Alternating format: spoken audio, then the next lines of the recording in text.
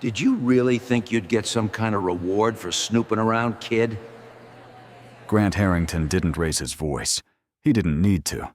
The marble floors, the glass walls, the polished chrome of the lobby all seemed to repeat his words for him, bouncing them back at the small girl standing in front of him. Maya Hale's fingers tightened around the brown envelope in her hands until the edges bent and bit into her palms. Her sneakers were damp from the slush outside, leaving faint, uneven prints on the gleaming floor. She felt every pair of eyes in the lobby on her, the receptionist, the security guards, the interns pretending not to stare. Her throat burned.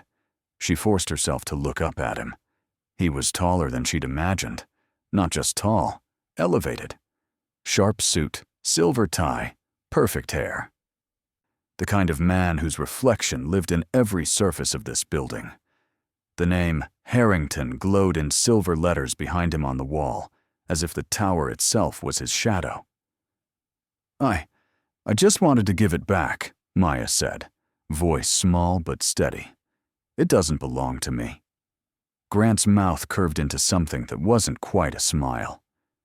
People rarely walk into my building with something that doesn't belong to them, unless they want something in return. He tilted his head. So let's try again. What are you really after? Money? A little bonus for playing honest citizen? Maya swallowed. The lobby seemed to stretch around her. Too bright. Too big.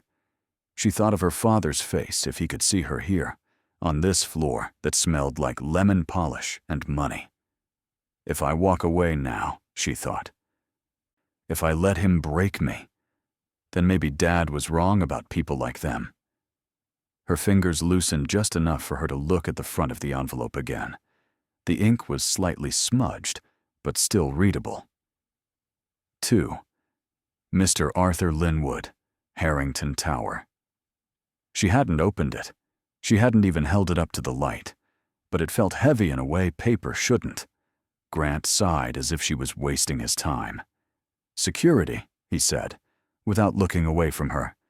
If this is some kind of stunt. Mr. Harrington, a guard's voice cut in.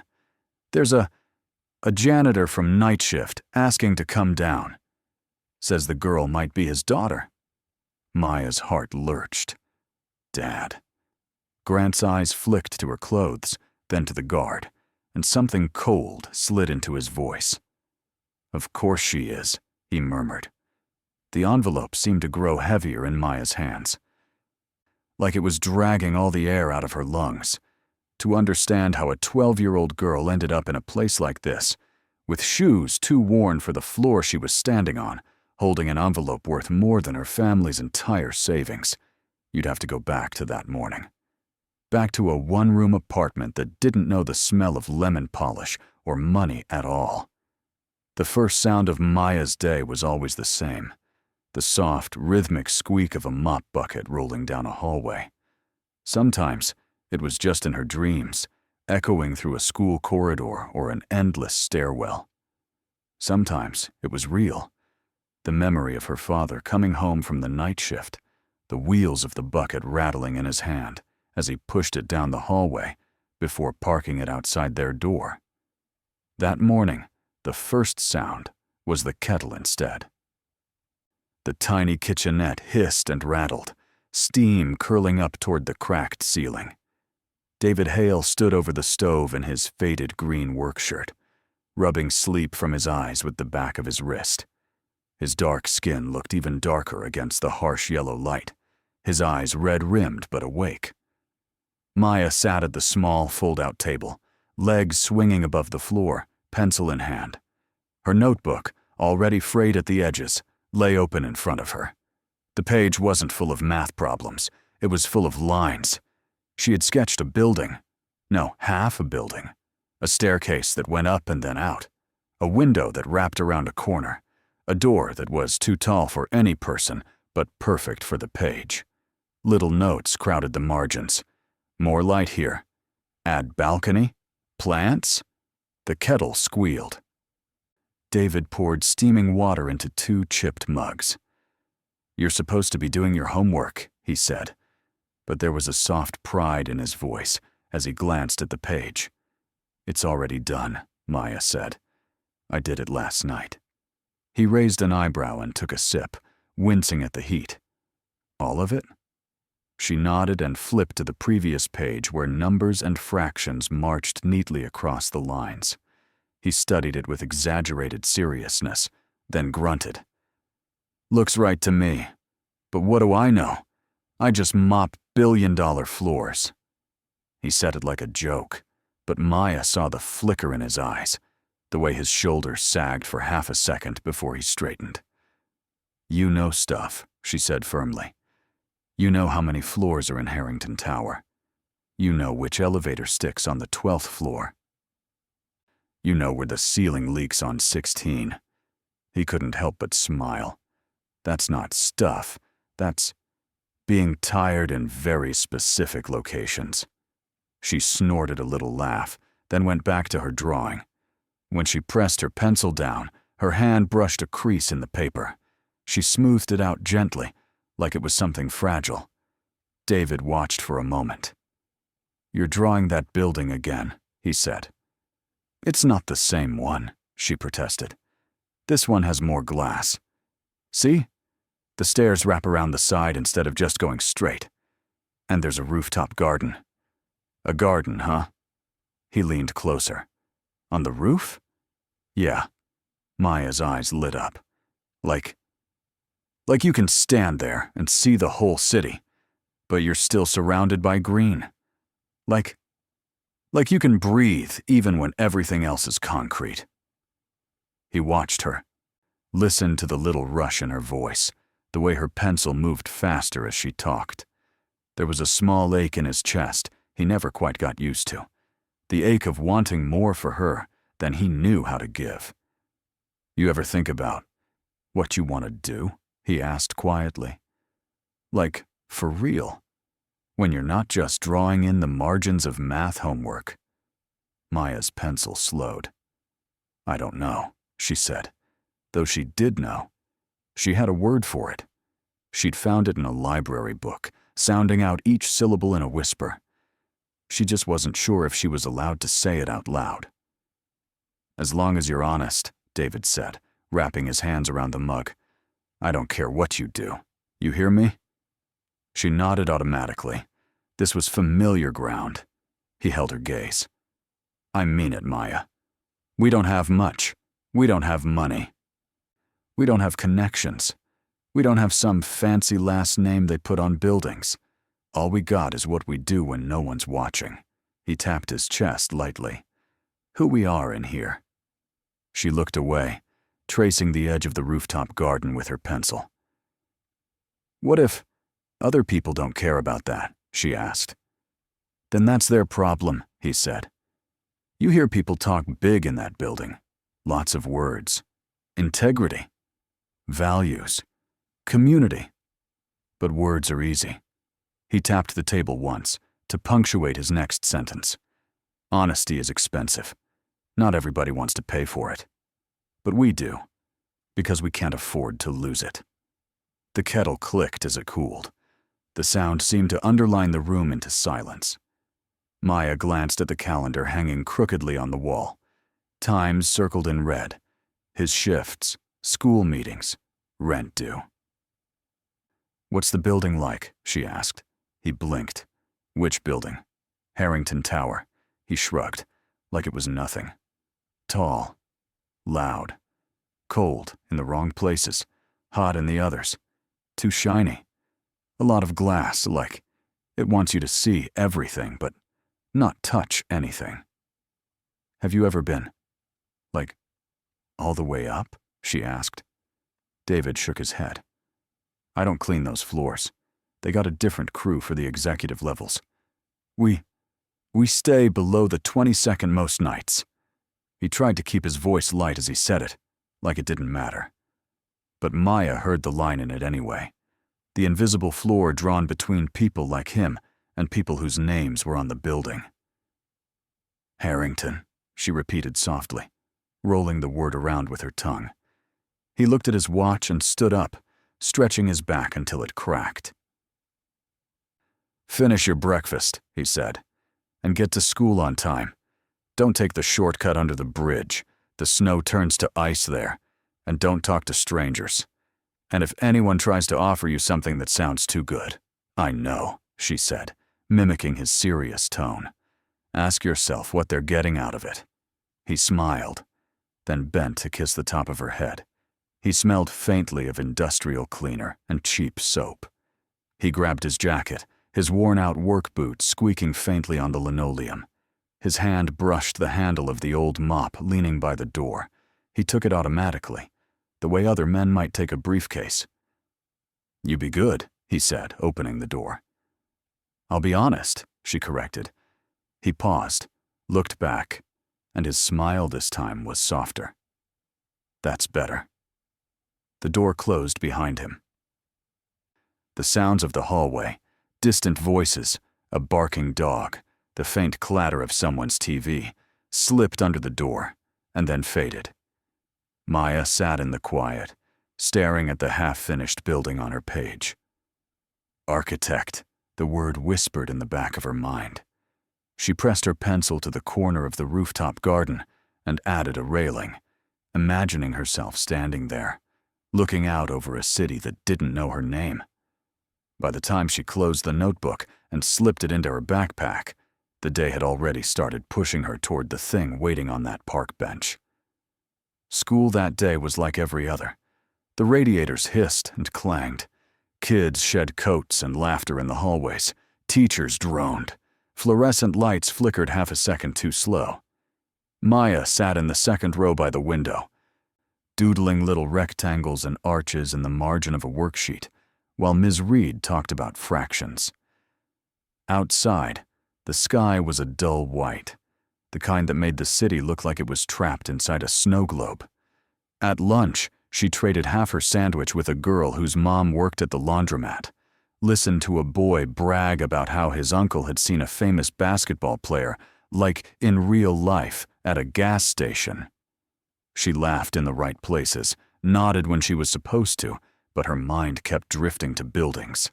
Not the ones in the textbooks, the ones in her head. She pictured a street where the apartments didn't leak when it snowed, where stairwells smelled like bread and coffee, not mold, where her father didn't push a mop through someone else's reflection. When the final bell rang, the hallway filled with the usual crush of backpacks and voices. Kids poured out onto the sidewalk in clumps, their breath forming little clouds in the cold air.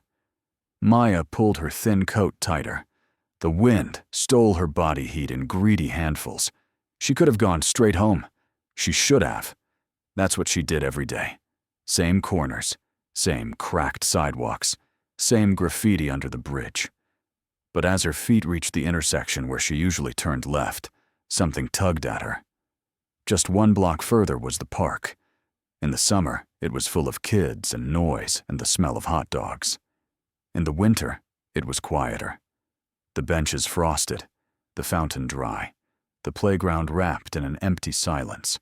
Her father passed the edge of that park every morning on his way home from the night shift. Sometimes he brought her a stale donut from the stand at the corner.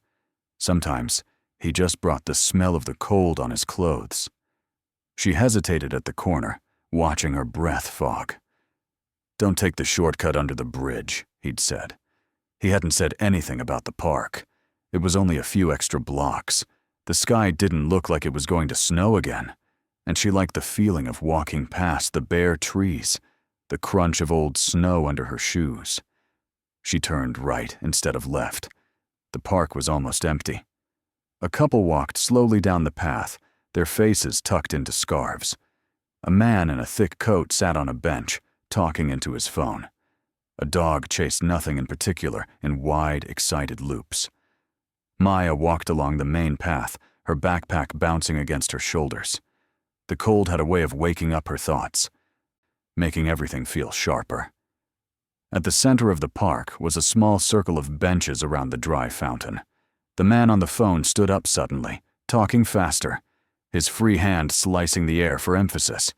He walked away in the other direction, his words trailing off into the space he left behind. His bench stayed behind too, and so did the envelope. It was just there, sitting on the wooden slats, a rectangle of brown against the gray.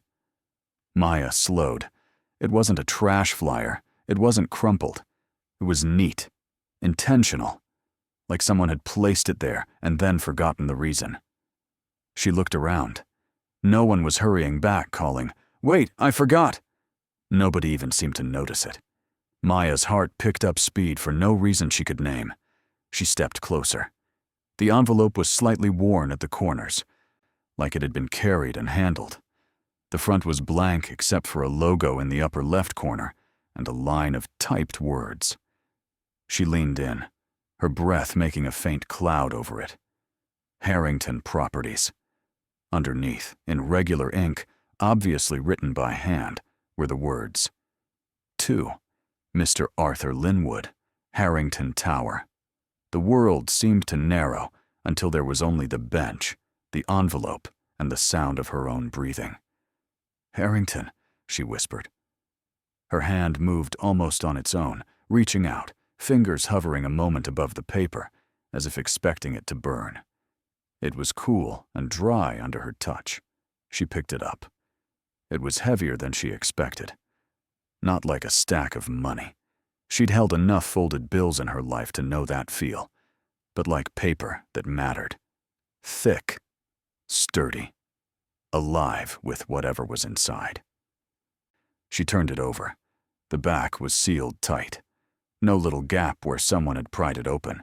No sign of tampering. "Nobody's around," a small voice in her head noted. "You could just leave it, or keep it, just for a while. See if anybody comes back." Another voice, her father's, cut in over it. "All we got is what we do when no one's watching." She glanced at the logo again. Harrington Properties. Her stomach twisted. Harrington Tower. That was where her father worked. Not on the high, glassy executive floors, but inside that building all the same. She remembered him half awake at the table the night before, muttering something about that Arthur guy and new project, same old promises, as he rubbed at a spot on his shoulder. Arthur. Maya looked back at the name written on the envelope. Arthur Linwood. She didn't know who that was, but she knew the building printed in the corner, the one that was reflected in every glass advertisement downtown, the one that had security guards and a lobby bigger than her entire apartment building. She could picture it in her mind, though she'd never stepped inside. The revolving doors, the echoing floors, the elevator dings. "You're just a kid," the small voice tried again. "They have mail rooms for this. They have people whose job it is to deal with lost stuff. Why should you walk all the way there? Why should you get involved?" Because she'd found it, because it was important, because if it belonged to her father's building, then in some small way, it belonged to her to take care of it now. Maya's fingers tightened around the envelope. She could take it home and give it to him. He'd know what to do. But he wouldn't be home until late afternoon, maybe evening if they needed him to cover. By then, whatever was inside this envelope, whatever Arthur Linwood was supposed to have, would be even more late. She lifted it slightly, testing the weight again. The papers inside didn't shift much. "This is serious," she whispered to herself. The wind slipped through the bare branches overhead and down the back of her neck. She made a decision so quietly that for a moment, even she didn't realize she'd made it. She turned toward the exit on the far side of the park, the one that led not back home, but toward the downtown streets. Her feet started to move. By the time Maya could see Harrington Tower, her toes were numb. She'd underestimated how far just straight down really was. The city blocks felt longer when you were hungry, and the wind pushed against you like a hand. Her backpack, which usually felt light enough, dragged on her shoulders. The envelope stayed clamped in her hand, the corner rubbing a faint red line into the skin of her palm. She crossed into a different kind of city gradually. The cracked sidewalks of her neighborhood smoothed out. The graffiti gave way to clean glass bus stops with digital ads. The corner stores became slick coffee shops with names that sounded like they were making fun of coffee. People started to dress differently. Fewer puffy coats, more structured ones. No backpacks, only leather briefcases and laptop bags. Maya kept her head down, watching her shoes. She knew the building when she saw it. Harrington Tower didn't blend in. It didn't need to. It rose up in sleek gray and glass, its edges sharp against the whiteness of the sky. The logo, a stylized H in silver, glinted above the revolving doors. People flowed in and out in a steady stream. From across the street, Maya stopped. She'd seen it from a distance before, in the bus window, when she was with her father one weekend, and he'd pointed it out with a tightness in his voice. She'd seen it on screens, in ads, in news clips. It had never looked quite this tall. The envelope felt suddenly small in her hand. "You don't belong here," a new voice whispered. "This isn't for you. Give it to someone else. Drop it at a mailbox. Walk away." She thought of her father pushing his mop down a hallway inside that building, invisible to everyone who stepped over his wet floor signs. "He belongs here to clean," her mind said bitterly.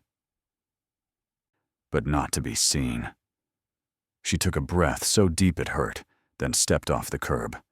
The revolving doors were heavier than they looked. She pushed, the glass moving reluctantly, and emerged into a wash of warm, filtered air that smelled faintly of citrus and something expensive she couldn't name. The lobby was huge, high ceilings, a floor that gleamed like still water, large planters with tall, perfectly trimmed plants that probably cost more than her rent. The front desk stretched across the far end, behind which a woman in a blazer tapped at a keyboard without looking up.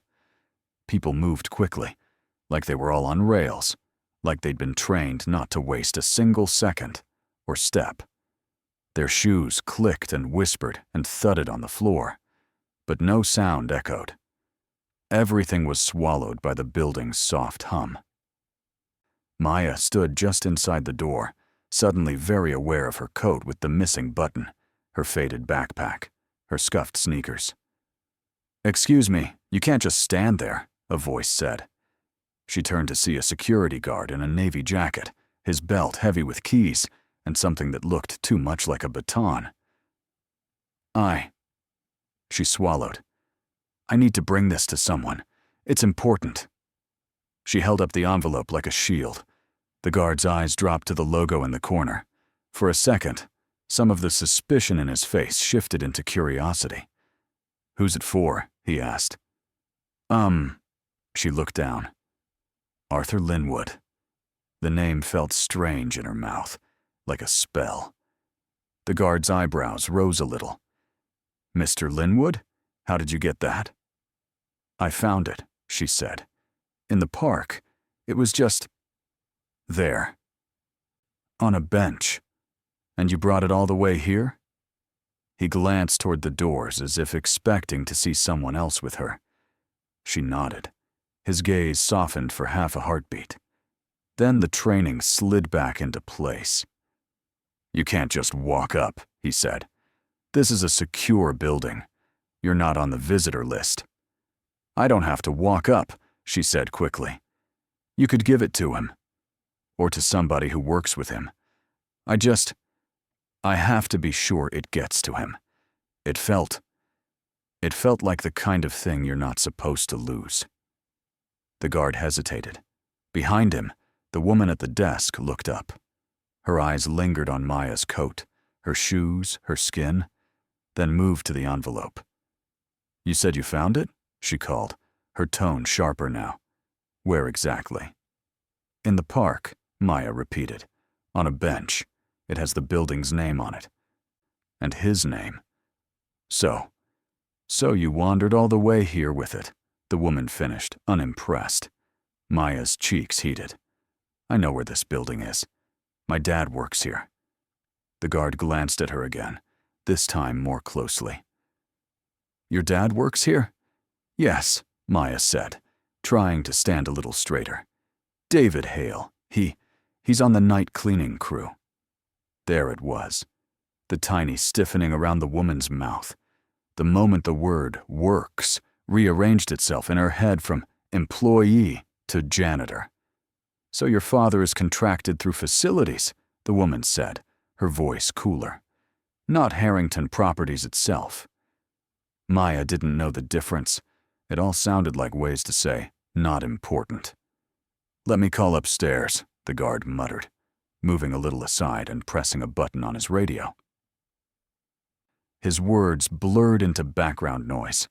The woman at the desk gestured. Come here, please. Maya walked closer, her footsteps too loud in her own ears. The woman's nameplate read, Linda Keller, Guest Services. Linda tapped a few keys. Arthur Linwood is in a meeting on the 31st floor. He's a senior consultant. He doesn't have time to come down for this. Her gaze flicked to Maya's hand. But we'll have someone from his team collect it. You can leave it here. Maya's fingers tightened around the envelope. If I leave it here, she said, how will I know it really gets to him? Linda's smile didn't reach her eyes. Because this is how it works. We have systems, honey. The word honey landed like an insult. My dad says, sometimes things get lost, Maya said, her voice small but stubborn. He says sometimes people don't care about things if they don't look important on the outside. Your father is a cleaner, Linda said. I'm sure he means well, but he doesn't know how the executive mail works. Maya's jaw clenched. He knows how honesty works, she said. Something flickered across Linda's face. Annoyance, maybe. Or the brief awareness that she was talking to someone who didn't have the luxury of politeness. Before she could respond, another voice cut through the air. Is there a problem down here? The lobby seemed to shift. Heads turned. People straightened almost instinctively. The security guard half-turned, his shoulders pulling back. Grant Harrington walked toward them, as if the floor belonged to him. In a way, it did. His suit was dark, perfectly tailored, the shoulders sharp.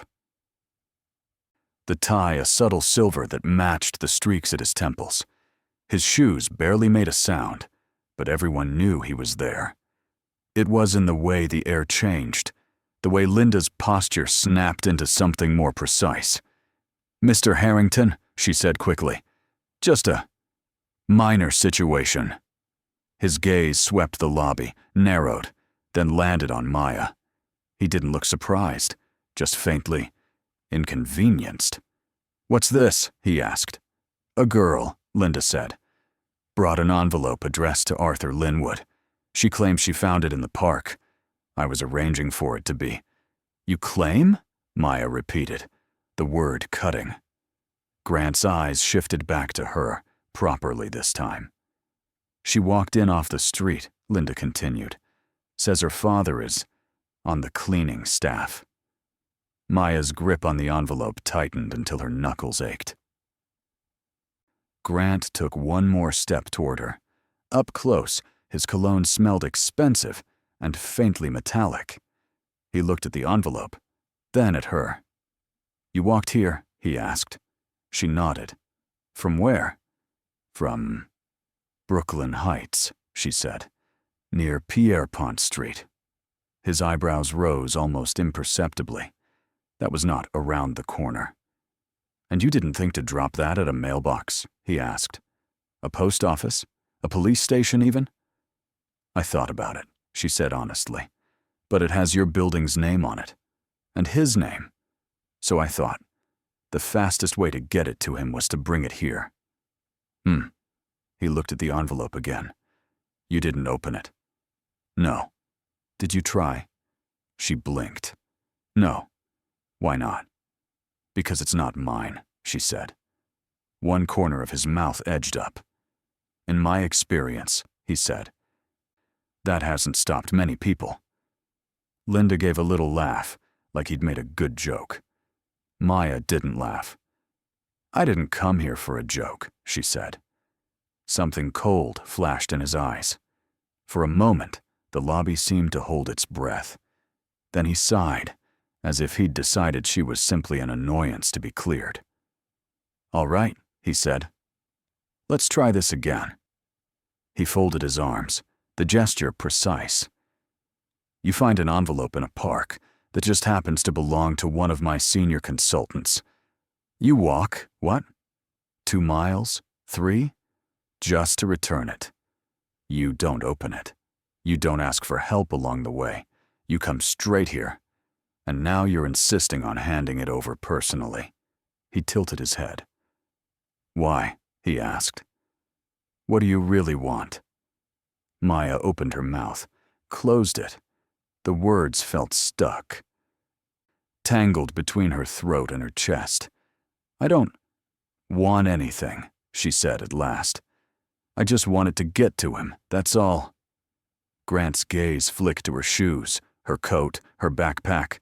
He took in the frayed edges, the old stains, the way the sleeve had been repaired with mismatched thread. He smiled then, but it wasn't kind.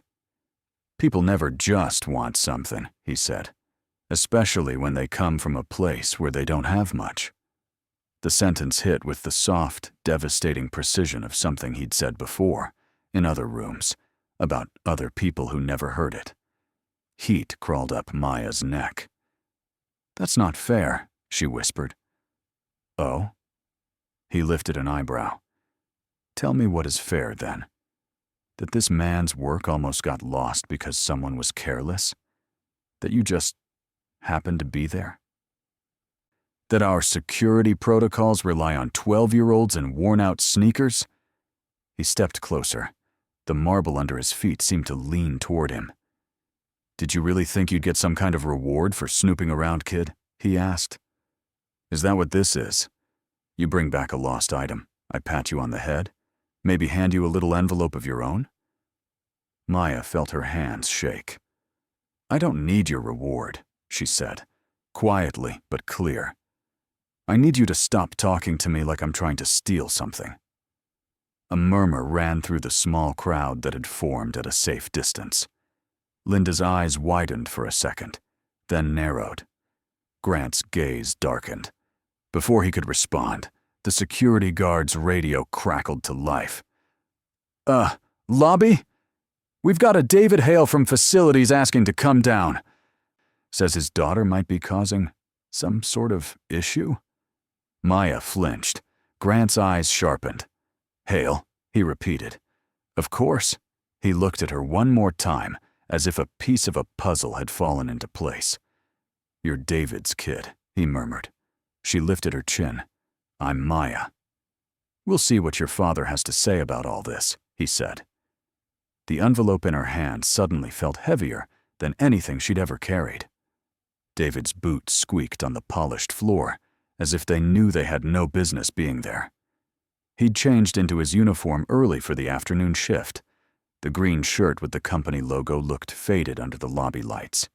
His ID badge swung from his chest, the word contractor bold under his name. When the elevator doors slid open, he stepped out and stopped short. The first thing he saw was his daughter. The second was the CEO. His heart dropped straight through the soles of his boots. "Maya," he breathed. She was standing in the middle of the lobby, too small and too alone, clutching something to her chest. Her face was pale under her dark skin, her eyes too bright. "Dad," she whispered. David moved forward automatically, the mop still in his hand, the bucket he'd left upstairs feeling like an anchor he'd walked away from. He stopped a few feet short of her, his instincts colliding in his chest. "Go to her. Be respectful. Don't make a scene. Don't lose this job." "What's going on?" he asked, forcing his voice level. Grant turned lazily, like he had just remembered there were other people in the room. "Ah, Mr. Hale," he said. "We were just talking about you." David's stomach twisted. "Sir?" "Your daughter," Grant said with a little shrug toward Maya. "Seems to have taken it upon herself to handle some very sensitive company material." David looked at the envelope for the first time. Harrington Properties, Arthur Linwood. The names blurred as his vision tunneled. "Where did you get that?" he asked Maya, his voice low. "I found it," she said quickly. "In the park, on a bench. I was on my way home and—" "You should have brought it to me," he said, the fear in his chest converting into a sharper tone than he meant to use. "You should have gone straight home." "I wanted to get it here fast," she said. You thought you'd walk into Harrington Tower in the middle of the day with a suspicious envelope and tell security you're my daughter?" he snapped, the edges of panic fraying his composure. "Do you know what that looks like?" The words came out harsher than he intended. He saw the flinch in her eyes and hated himself for it instantly. Grant watched them, his expression unreadable, arms folded. "It looks," he said mildly, "like desperation or opportunity." "Sir, I swear," David started. Before he could finish, a new voice cut through the tension. "Grant, if this is about the Linwood envelope, The voice stopped abruptly. All eyes turned to see a man in a dark coat and a wool scarf standing near the elevator bank, a leather portfolio tucked under his arm. He was in his 50s maybe, with graying curls and a face lined more by thought than age. His olive skin was sallow from too much work and too little sleep. His eyes, though, were sharp. They went straight to the envelope in Maya's hands. "Oh," he said softly. "You have it." Maya blinked. "Are you Arthur Linwood?" He nodded slowly. "Yes, I am." In 2 strides he was in front of her. He didn't loom the way Grant did. He simply existed there, fully present. "May I?" he asked, nodding at the envelope. Maya looked at David. He hesitated, then gave the slightest of nods. She held it out. Arthur took it with a care that made everyone watching understand, even before it was opened, that whatever was inside mattered. His fingers were steady as he broke the seal. The sound of it ripping through the quiet lobby was louder than it had any right to be. He slid out a stack of large, folded papers. They rustled softly as he unfolded the top one. It wasn't money. It wasn't contracts or typed reports. It was lines. Precise, sweeping, layered lines. A street drawn from a high angle, the facades of buildings in meticulous detail, annotations in tight handwriting swarming around the edges. Maya's breath caught. It was beautiful and serious in a way her drawings only dreamed of being. Arthur's eyes moved rapidly over the page, taking in every stroke like a man scanning the face of a returned loved one for injury. He flipped to the next sheet, a cross-section of a building. The next, detailed window treatments. The next, street-level perspectives, people sketched in outline. His shoulders sagged with something like relief. "These are the originals," he murmured. "Originals of what?" Grant asked, though his tone suggested he already knew. "Of the restoration plans," Arthur said, still staring at the drawings. "Of the old district. The one your board keeps calling the Renewal Project, but I refuse to name like a shopping mall." He turned a page, tapped a corner, where a date and a tiny note read, "Projection only. Adjust after field visit." "I drew these by hand 20 years ago," Arthur said quietly. "Back when the city first talked about preserving what was left of that neighborhood, instead of bulldozing it." David's head snapped up. "That neighborhood," he repeated, his voice rough. "You mean the blocks off Fulton, near the old grocery store?" "Yes," Arthur said, finally looking at him. "They moved most of the families out when they thought they'd tear it all down. The project was killed in committee. The drawings were archived. I thought they were gone forever." His grip tightened on the papers. "Until your company found them in some basement and decided they might be worth reviving after all." He glanced toward Grant as he said it, something like reproach in his eyes. Grant didn't flinch. "It's a profitable angle," he said smoothly. "History is a brand. People love that." Arthur ignored the last part.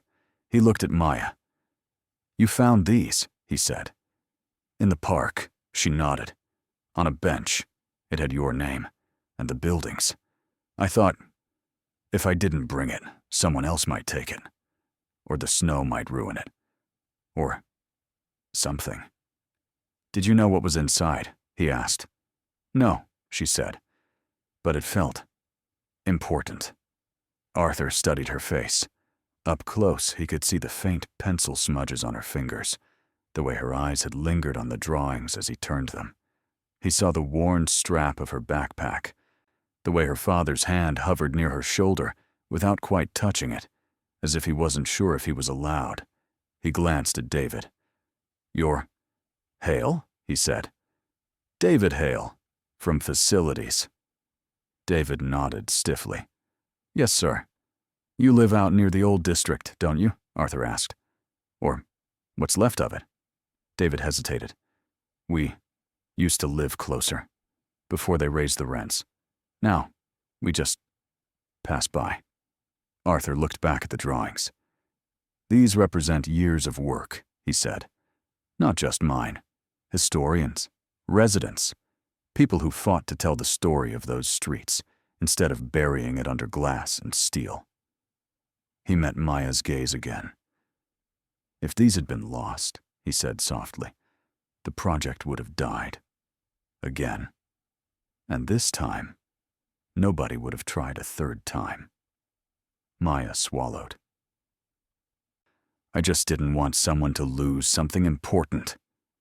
You didn't know how important, Arthur said, but you acted like it might be. That's the difference. Mr. Linwood, Grant cut in, his voice smooth.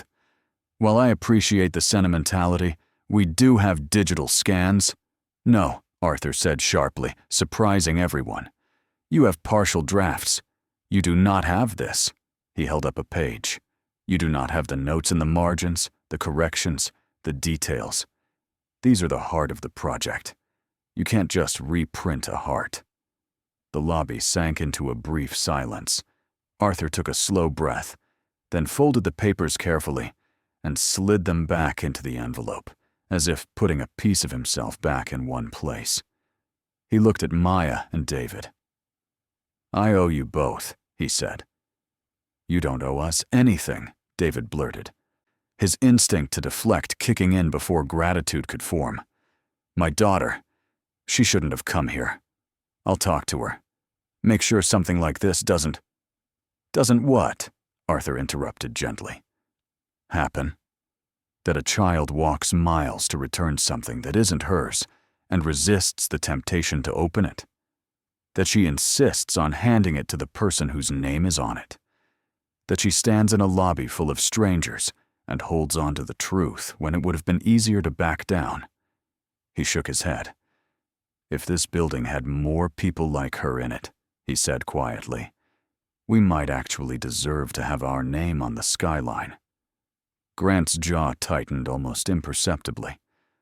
Arthur, he said, let's not get carried away. We're all grateful to the girl. I'm sure we can arrange a token of appreciation. Maybe a little. Stop, Arthur said, turning to him. This isn't about a token. This is about the way you spoke to her before you knew what was inside that envelope. Grant's expression flickered. I spoke to her as I would anyone who walks unexpectedly into a secured corporate environment with an unverified package. You spoke to her as if you already knew who she was, Arthur said. Because of how she looked, because of how she was dressed, because of who her father is.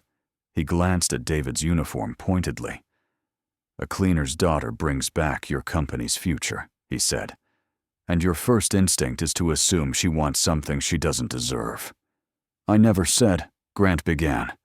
You didn't have to, Arthur replied. The words hung in the air like thick smoke. Maya shifted her weight. Unsure if she was meant to hear all of this. Her heart was still hammering, but the fear had been joined by something else, something warm and strange and dangerous, like pride. Arthur knelt slightly so that he was closer to her height. His knee creaked, but he ignored it. What's your name? He asked. Maya, she said. Maya Hale. How old are you, Maya? 12. Do you like drawings? He asked, a small smile in his eyes. She nodded before she could overthink it. I draw buildings sometimes, she admitted. On my homework, in the margins. Buildings, huh? His smile deepened. Not flowers, not dresses. They're nice too, she said. But buildings, I like the way they stand, and how people live inside them but also around them. Like they're stories you can walk into. Arthur's eyes warmed. Do you ever think about being the person who decides where the doors go? He asked. Where the light falls? The word floated up from the back of her mind again, ready this time. An architect, she said. Yes, he said. An architect. She looked down at her shoes. I don't know if people like me can do that. People like you? He echoed. People who... She gestured vaguely to her clothes, her father's uniform. The world. Who don't belong in buildings like this? Except to clean them. David flinched. Arthur's gaze softened, then sharpened with a resolve she hadn't expected. Let me tell you something, he said. Buildings remember the hands that touched them, the people who swept their floors, who painted their walls, who carried their mail, not just the names on the deed. The story we're trying to preserve with this project, it's mostly about people like you and your father. He glanced at Grant. And quite frankly, if this tower is going to stand in a neighborhood built on those stories, the least it can do is open a door once in a while, instead of just reflecting itself. Grant met his gaze evenly, but something had changed in his eyes, a crack in the polished surface. What are you suggesting? He asked. I'm not suggesting, Arthur said. I'm deciding. He looked at Maya. If you want to draw buildings, he said, his tone suddenly very precise, I will help you. I can't promise you the world, but I can promise you this.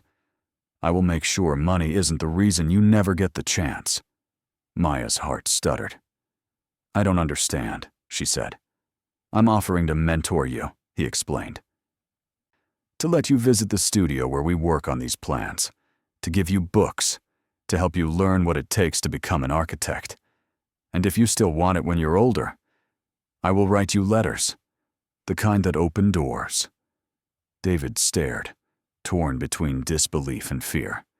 Sir, he said, voice rough. That's too much. We can't. It's the bare minimum, Arthur interrupted. You brought my life's work back to me. The least I can do is help your daughter start hers. Maya's eyes burned. Why? She whispered. You don't even know me. He smiled a little. I know you didn't open that envelope, he said. I know you walked here when you could have walked home. I know you stood your ground in front of a man everyone else in this building bends around. He nodded toward Grant without looking away from her. I know enough. The lobby had gone very quiet. Grant shifted his weight. The air around him felt different now, less certain, less controlled. He cleared his throat. Maya, he said. She looked at him, wary. I owe you an apology, he said, each word thick, as if it had to push through something on its way out. I misjudged you. I spoke to you as if your honesty was a trick. That was wrong. Linda blinked. Some of the security staff exchanged glances. They had never heard Grant Harrington apologize to anyone in the lobby before. Certainly not like this. Maya didn't know what to say. He continued, perhaps more to the room than to her. In my position, I sometimes forget that not everything is a transaction, he said. You reminded me that some people still do the right thing, even when there's nothing in it for them. He took a breath. And you reminded me that the people whose names aren't on the walls still hold this place together. His gaze flicked briefly to David. I am sorry, he said, and this time it sounded like he meant it. Maya stared at him, searching for a crack, a lie. If there was one, she couldn't find it. "Okay," she said softly. Then, because her father had raised her that way, she added, "Thank you."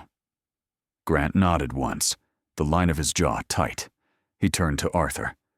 "Make whatever arrangements you feel are necessary," he said. "We'll cover the costs."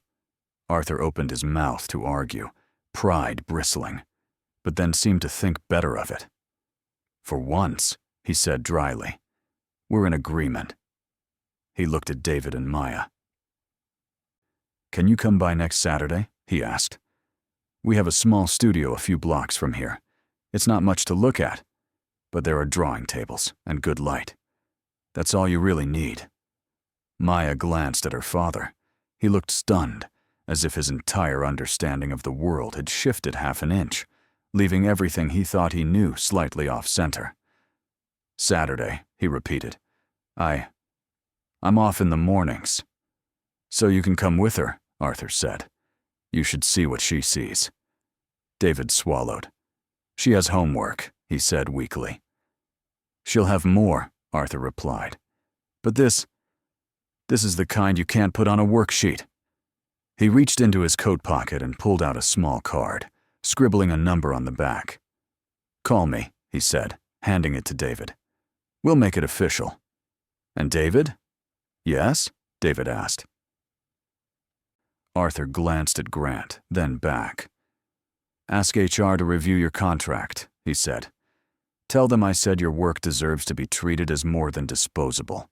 They'll know what that means." David held the card like it might dissolve. I don't know what to say," he managed. "Thank you is fine," Arthur said. "But if you really want to repay the favor, make sure she keeps drawing." He nodded at Maya's ink-smudged fingers. "I will," David said, voice suddenly fierce.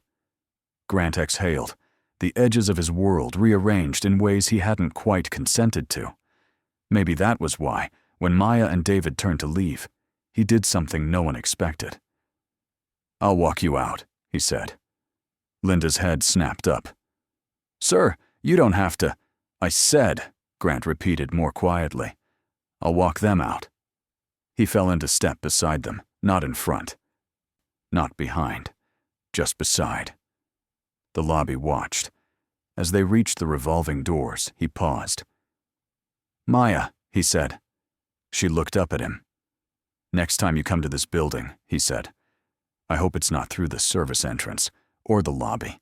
I hope it's with a security badge that says Architect under your name." She blinked. "They have those?" "They will," he said. The doors turned. Cold air rushed in to meet them. Outside, the city was the same. Loud, gray, busy. But Maya felt something inside her had shifted, like a building's foundation settling into place. She stepped onto the sidewalk, clutching her father's hand in one of hers, and the memory of the envelope in the other. The studio wasn't what she expected. When Maya heard Architect Studio, she pictured white walls, sleek desks, and silent people in black clothes staring at screens. Arthur's studio was cluttered. In a good way. There were long tables covered in paper, pencils, rulers, coffee cups, and small cardboard models in various stages of assembly. Sunlight spilled in from high windows, dust motes dancing in the beams. The walls were lined with shelves of books, binders, and rolled-up drawings secured with rubber bands. It smelled like paper and coffee, and something that reminded her of the library and her father's closet at the same time.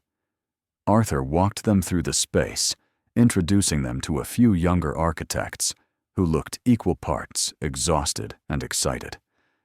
"This is where we make decisions," he said, tapping a drawing. "Where we ask questions like, who gets the sunlight and who gets the noise? Where we try not to forget the people on the ground while we're drawing from above."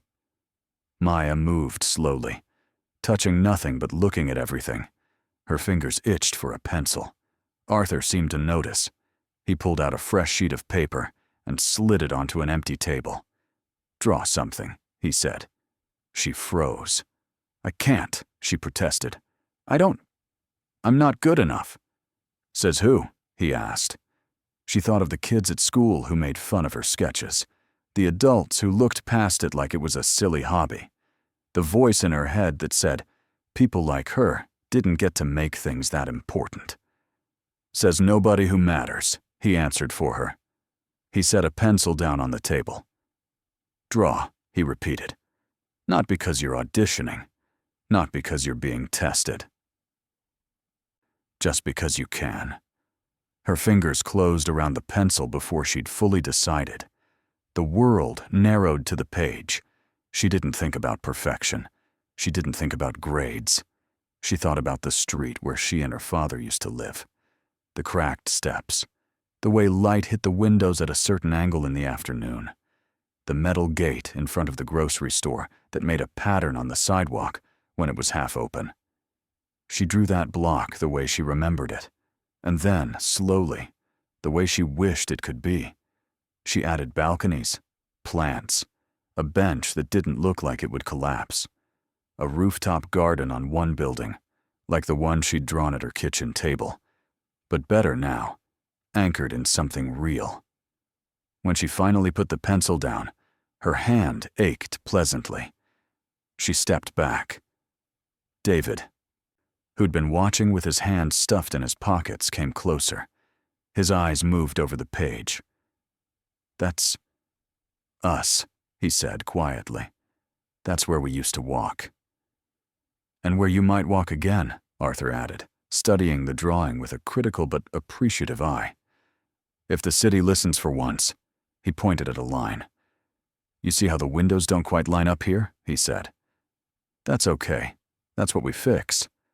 But this," he traced the outline of the rooftop garden, the little figures she'd sketched standing by the railing. "This is vision," he said. Maya's cheeks went hot. "Is it bad?" she asked. "It's a beginning," he said. "And beginnings are all that matter right now." He looked at David. "Make sure she has paper at home," he said, "and pencils that don't break every 3 lines." David nodded fervently. "I will." "And Maya," Arthur said, meeting her eyes, "you're going to have days when you feel like you don't belong in rooms like this, when people look at you the way they did in that lobby, when you'll want to walk away before they can ask you to." She swallowed. "When that happens," he continued, "I want you to remember the feeling of that envelope in your hand.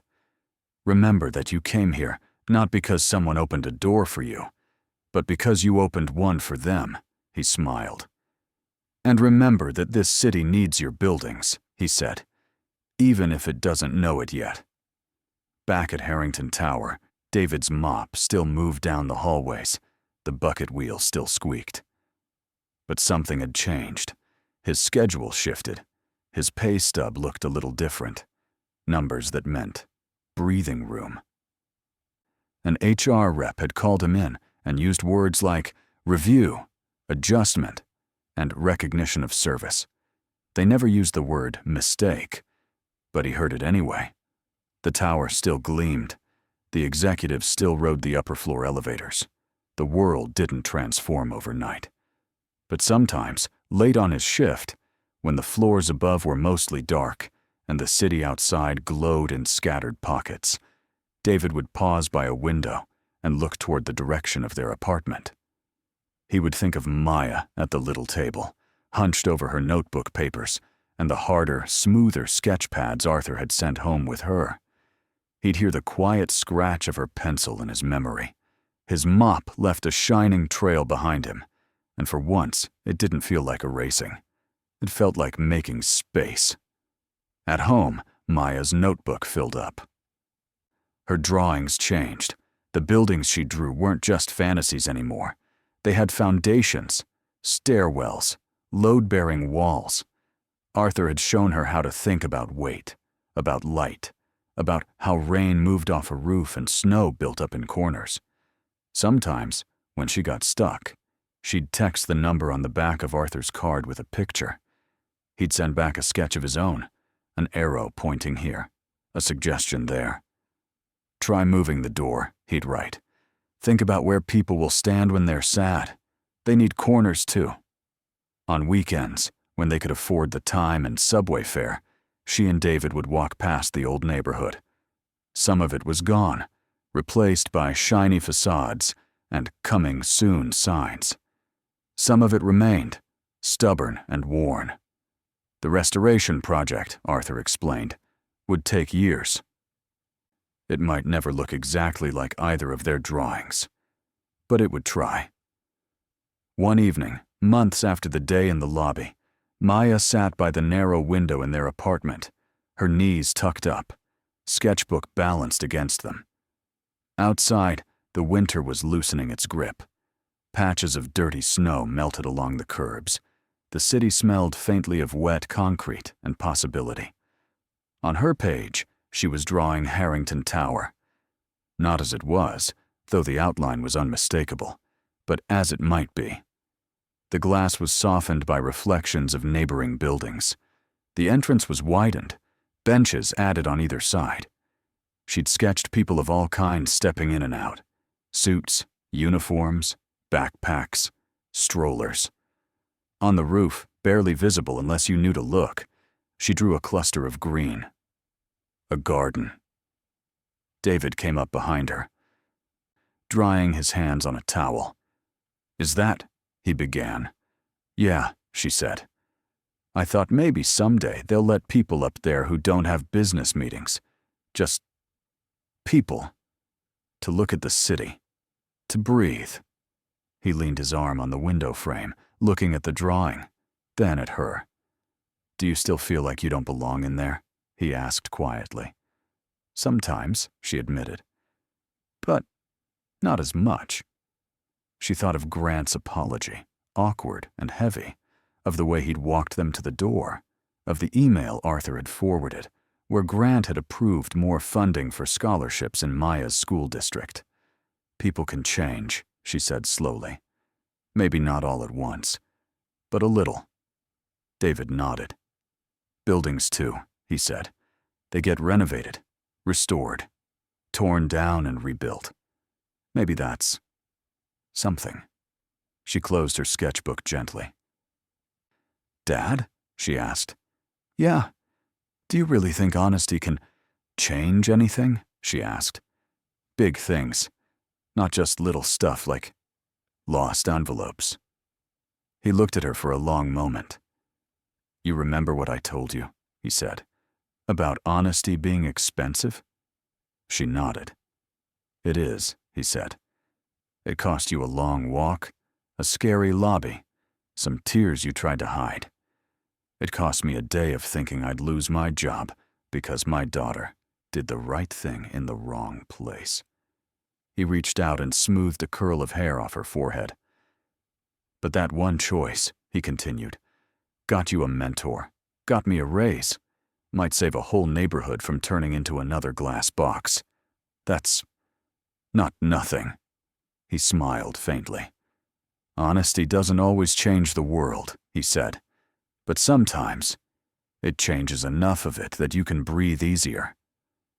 And sometimes it changes the right person at the right moment. That's all it needs." Maya rested her head against his arm. Outside, a siren wailed in the distance. Somewhere, a dog barked. A bus hissed at a stop.